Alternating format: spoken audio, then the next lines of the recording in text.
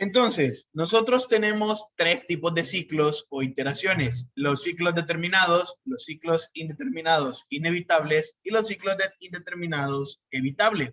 La parte de si está determinada o no es si conocemos o no la cantidad de repeticiones que van a hacer, y evitable e inevitable es simple y sencillamente si tengo que hacer por lo menos una vez el contenido o es opcional que yo lo haga. Ya estuvimos viendo el ciclo para.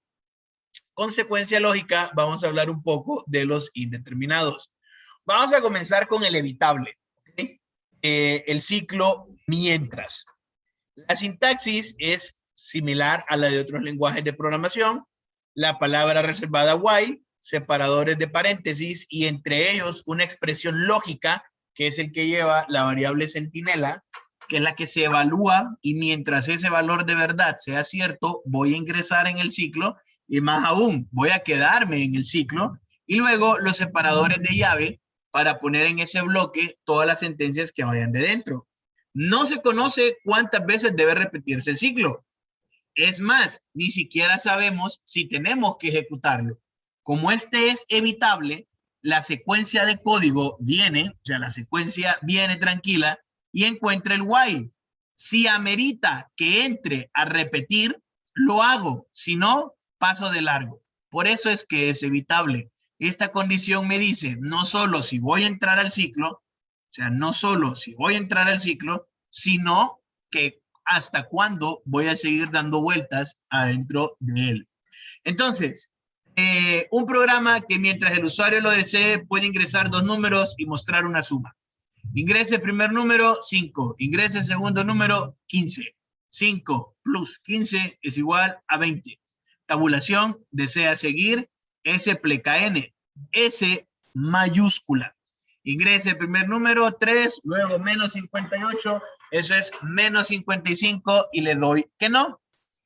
Ya habíamos hecho esto antes en C++, incluyo la librería, hago nombre del uso de espacio, comienzo con mi función principal, declaro las variables que no están inicializadas, inicializo el seguir y mientras seguir sea ese, ingrese el primer número, le faltó el set local para mostrar las tildes, ingrese el número 2, leo el segundo número y hago la suma y la muestro. ¿Desea seguir sí o no? ¿Ok? Esto es exactamente igual en Java. Se hace la importación de las librerías porque esto viene dependiendo del paradigma que estamos usando, ¿no? Hay una clase, que acuérdense que esta es la diferencia que yo tengo con C++ como tal.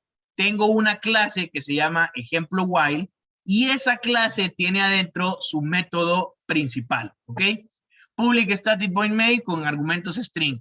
Declaro las variables X y aquí sí las inicialicé. Luego declaro el carácter seguir igual a S, magnífico. Creo el objeto del tipo scanner, scanner igual a new scanner, entre paréntesis, new input stream reader system.in, que para eso tengo el stream reader y el scanner acá. Y comienzo, ingrese primer número, ingrese segundo número. Luego, ¿desea seguir sí o no? Ahora, vean esto. Seguir, generalmente nosotros hubiésemos usado un next line, pero como solo quiero leer una letra, le digo en.next y a este next punto to lowercase punto carácter en la posición 0. O sea, aunque él venga y escriba sí, lo que va a hacer es que va a buscar el carácter en la posición 0 y una vez que identifique el carácter en la posición 0, lo va a convertir en minúscula y eso es lo que va a poner dentro de guardar. El escáner escanea líneas, no caracteres. Se pudo haber utilizado el system.in que leía solo un carácter, ¿sí? O sea, en vez de utilizar nextLine, como yo voy a manipular esto, le hago next.to lowercase char at 0, ¿ok?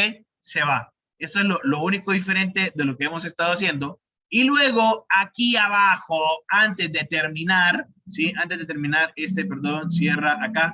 Aquí abajo debería de colocar en.close. ¿Para qué? Para cerrar ese objeto, para finalizarlo. Bien. Veamos acá. Puede ser que cuando ustedes hagan esto, ¿sí? Char system.in.read, el system.in.read devuelve un carácter, ¿ok? Un carácter. Ocupa no solo agregar que se lanza una excepción, sino que nos permite no distinguir minúsculas de mayúsculas. Y también podemos importar una librería más. O sea, es probable que si yo estoy utilizando este de acá, el system.in, acuérdense que el system.in me lee un carácter y me lo va a retirar del tipo char. Pero al momento de hacer esto, de colocar char system.in.read, automáticamente me va a crear una excepción. ¿Para qué? Para validar esto que está acá. Y al tener una excepción, hay que importar la librería para manejo de excepciones de Java. Lo único que estoy haciendo acá es mostrando que hay dos maneras para poder leer ese carácter. Si yo sé que system.in me permite leer solo un carácter, está bien.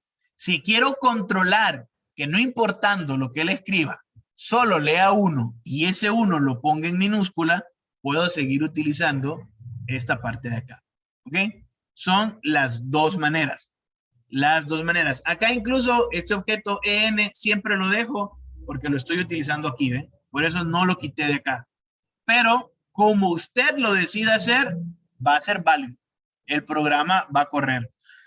Lo único que yo estoy haciendo es mostrándole a usted las opciones. Bien. ¿Qué pasa entonces con el inevitable? Con do while, palabra reservada do, separador de apertura, las sentencias que se van a ejecutar por lo menos una vez, separador de cierre, palabra reservada while, entre mis separadores y mi carácter para finalizar secuencia, una condición. Es la expresión lógica que determina con su valor de verdad si tengo que regresar al inicio del ciclo o me puedo salir. Así de sencillo. No conozco cuántas veces debe repetirse, pero sí debo hacerlo por lo menos una vez. Veamos. Ingrese la longitud de un lado entre 1 y 30. Le pongo 0. Hombre, creo que fui lo suficientemente claro. Entre 1 y 30. Elige 31. Por favor, lo suficientemente claro. Entre 1 y 30. Ingresa 8. Y hacemos el programa que les dejé ayer del cuadradito. ¿Desea seguir? 1 es sí, 2 es no. Escribe 0. Por favor, ¿con quién estoy hablando? Escribe 3, escribe 2, se va. Como ustedes saben, por lo menos los que han llevado clases conmigo, el do while a mí siempre me ha gustado para las validaciones de las entradas. ¿Por qué? Porque calza perfectamente. Tengo que leer por lo menos una vez lo que ha ingresado el usuario y ya leyéndolo lo puedo validar. Si no ha escrito lo que yo quería, le pido que lo vuelva a hacer. Entonces, Java import el input stream reader y el scanner, ¿ok? Ejemplo, do while, public static void main, declaro lado y seguir, y esta vez seguir ya no es carácter, sino que esta vez seguir ya es un entero, ambos inicializados en 0. Creo mi objeto de la clase scanner y empiezo el ciclo. Miren, do while. Por lo menos una vez tengo que hacer todo lo que está aquí adentro. Por lo menos una vez. Ingrese la longitud de un lado y aquí comienzo con otro ciclo do while. Lado va a ser igual a next int y si ese lado es menor a 1 o ese lado es mayor a 30, le doy un rótulo y le digo, ¿qué espera de la vida? Ahora, esto lo voy a seguir repitiendo, leer y hacer esta comparación, lo voy a seguir repitiendo mientras lado sea menor que 1 o lado sea mayor que 30. En el instante en que esto es falso, o sea, que el número está entre 1 y 30, yo ya puedo pasar a dibujar el cuadrado. Luego le pregunto si desea seguir y hago lo mismo. Mientras él me escriba algo que no sea o 1 o 2, voy a seguir pidiéndole que me lo escriba. Al final, si este número era 1, vean, seguir es distinto de 2, no, porque es 1, vuelvo a hacer el programa otra vez. Y aquí sí me acordé de cerrar el end. Sumamente sencillo, sumamente fácil. Tenemos un do while para todo el programa y luego tenemos do whiles para validaciones. Así como uno puede meter un if dentro de otro, es posible combinar ciclos de diversos tipos para poder controlar el programa. Dentro de este do while, tengo dos do while y tengo un for. Y dentro de ese for, tengo otro for. Dentro del do, tengo un if. Y esto pues ya no es sorpresa para ninguno de nosotros. Todos lo sabemos, todas lo manejamos acá, de que controlando la secuencia, la iteración y la selección, yo puedo resolver cualquier problema complejo aplicando el paradigma de programación estructurada. Acumuladores y contadores. Acuérdense, el acumulador va guardando el total de un valor, sumando uno nuevo cada vez que el ciclo se repite, y el contador lleva la cantidad de ocurrencias de algo, no solo del ciclo, puede ser de algo que pase en el ciclo, pues lo voy contando. Hay dos sentencias que son bastante interesantes, la sentencia break y la sentencia continue. Ambas interrumpen la secuencia normal del programa al ocasionar un salto en la secuencia. Se interrumpe un ciclo o un switch y la siguiente sentencia a ejecutar no pertenece a la secuencia natural del código escrito. Me permite saltarme líneas de código a algún otro lugar, rompe la naturaleza secuencial de mi programa. Break lo hemos visto en el switch. La cuestión es que no solo lo podemos usar en el switch. Break permite no solo la salida inmediata de un ciclo, sino que también permite saltar el resto de la sentencia switch. El uso de break en un ciclo no es recomendable. Lo que pasa es que hubo gente que creció programando con Visual Basic. Visual Basic tenía la secuencia GoTo, que me permitía hacer un control de a dónde me mandaba. Ese GoTo era lo que se tenía antes de las funciones y los procedimientos. Sí tengo entendido, no soy tan viejo, o sea, eso es lo que yo tengo entendido, que antes de las funciones y los procedimientos, yo utilizaba GoTo para moverme a una porción, hacía ese código y con otro GoTo lo regresaba. Esas eran las llamadas que yo hacía. No es recomendable. En primer lugar, dificulta la comprensión. Y en segundo lugar, si usted necesita requerir algo de esto, es porque de verdad no ha pensado lo suficiente. Porque hay maneras más sencillas de hacerlo. Tal vez no más sencillas, pero lógicamente serían más correctas. El break con etiqueta detiene la secuencia. Ojo, el break en el switch siempre va. O sea, en el switch está bien hecho. Estoy hablando de utilizar el break para interrumpir un ciclo como un for, un while o un do while. Detiene la secuencia a un punto, no ejecuta el resto de instrucciones de ese ciclo. Las etiquetas la definimos con un nombre seguido de dos puntos. Vamos, ejemplo, break etiqueta. Public static void main, número es igual a 0, system.out, números generados aleatoriamente. Int top 11. Creo una etiqueta que se llama múltiplo 7. ¿Ven? Múltiplo 7, dos puntos. Me lo detecta el ID como una variable. Múltiplo 7, dos puntos. Mientras top sea menor que hacer entero, elevar 11 a la 4, o sea, hacer este matpow, ¿ok? Int K1, mientras K sea menor o igual que 10, comienzo a generar números aleatorios. Si ese número, módulo 7, es 0, ¿sí? Hago un break de múltiplo 7 y me voy, ¿ok? Entonces corre el programa. 10, 13, 1, 4, 2, 8, 11, 6, 11, 8. Aquí hay un print line. 16, 1, 4, ¿ok? Ciclo terminado con el número 14. Perdón, 14, dije 4. 14. Vean, cuando llegó al 14, se dio cuenta que ese número sí era múltiplo. Entonces le hizo un break a esta etiqueta. Esta etiqueta es de este while. Entonces me rompió el ciclo. Lo interesante es que en las nuevas versiones yo no necesito la etiqueta.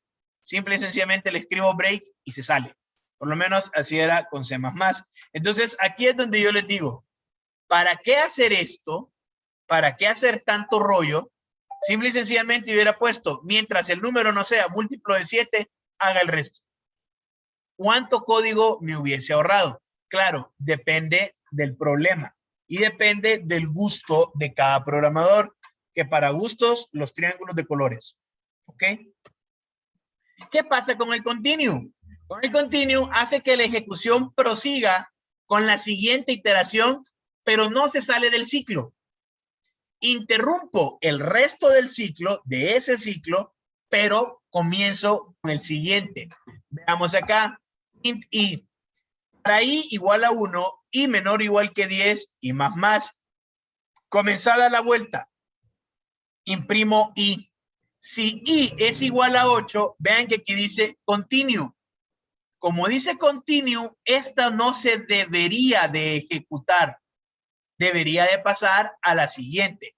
Entonces, si nosotros vemos, aquí sería, empieza la primera vuelta, comenzada la vuelta, 1. Si esto es igual a 8, no termina esta vuelta. ¿Ok? Pero vean acá, 6. Terminada esta vuelta. Comenzada la vuelta 7. Como no hay un continue, dice terminada esta vuelta. Estoy acá. Ahora, comenzada la vuelta 8. Como el número es 8, hago un continue. Entonces, el resto del ciclo no se ejecuta. ¿Ven? Aquí no sale terminada esta vuelta, sino que se interrumpe y regresa al inicio. Comenzada la vuelta 9. Comenzada la vuelta 10. Y al final escribo terminado. Se me hace más sensato el uso del continue que el uso del break. La verdad, no sé. Pero igual, si puedo evitarlo, si lo puedo evitar, ¿para qué usarlo? Complican muchísimo la comprensión. Usted viene y agarra este código y de primas a primeras lo viene a leer y uno dice, ¿y qué están intentando hacer acá? O sea, empezar a escribir números aleatorios y cuando el número sea múltiplo de 7, salirse. ¿Para qué hacer tanto relajo? Si hay maneras más sencillas de hacerlo. Lo mismo acá. Quiero que si sea 8, que no me muestre el rótulo. Porque en vez de poner continue, no puse si es distinto de 8, escriba terminada esta vuelta. ¿Para qué alterar el flujo normal? Cualquiera me puede decir, no, pero es que si hay más instrucciones, pues las puedo colocar dentro de los bloques.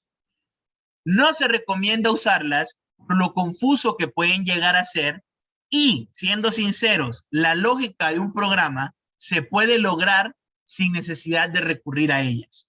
Pero, como hay personas que vienen programando desde hace muchos años y hay personas que han aprendido de esa manera y lo siguen usando, entonces el lenguaje les da la posibilidad de seguir haciendo las cosas de esa forma.